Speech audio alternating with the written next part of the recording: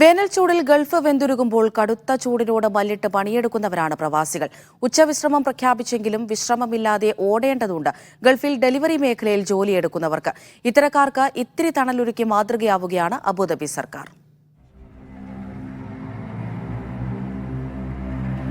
കൊടും വേനലാണ് ഗൾഫിൽ. 50 ഡിഗ്രിക്ക് മുകളിലാണ് UAE-യിലെ കഴിഞ്ഞ ദിവസത്തെ താപനില. പുറത്തിറങ്ങാൻ കുടയും സൺഗ്ലാസും സൺസ്ക്രീനും ഒക്കെ നിർബന്ധമാണെന്നാണ് ഡോക്ടർമാരുടെ നിർദ്ദേശം. വേവുന്ന ചൂടിലും മറ്റുള്ളവർക്കുള്ള അന്നം ചൂടാറാതെ എത്തിച്ച് സ്വന്തം അന്നം തേടുന്നവരാണ് ഗൾഫിലെ ഡെലിവറി ബോയ്സ്. വെയിലേൽക്കാതിരിക്കാൻ മുഖവും കൈയും പാടെ മറച്ചാണ് ഇവരുടെ നെട്ടോട്ടം.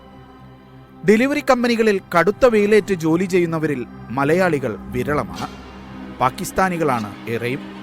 പക്ഷേ കഫ്തീരിയകളിലും ഗ്രോസറികളിലും ചൂടിനെ നേരിട്ട് ഉപജീവനം തേടുന്ന മലയാളികൾ ഏറെയുണ്ട്. നാട്ടിൽ നമുക്ക് പിന്നെ സഹിക്കാൻ പറ്റും, പക്ഷെ ഇവിടെ രക്ഷയില്ല കേട്ടോ. ഒട്ടും തല കാണിക്കാൻ പറ്റാത്ത അവസ്ഥ. ടോട്ടലി ഹെവി ചൂടാ. കണ്ടില്ലേ, നേരത്തെ ഒരുമാതിരി പരുവത്തിലിരിക്കണേ.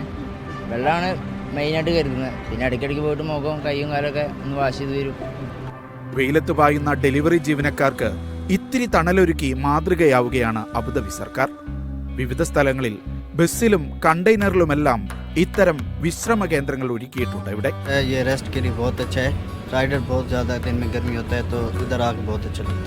നമ്മുടെ നാട്ടിലും വേനൽ ചൂട് അസഹനീയമാകുന്ന സാഹചര്യത്തിൽ ഇത്തരം ബദൽ സംവിധാനങ്ങൾ ആലോചിക്കാവുന്നതാണ്. യാസിർ അറഫാത്തിനൊപ്പം ഷിനോജ് ഷംസുദ്ദീൻ, മീഡിയ 1, ദുബായ്.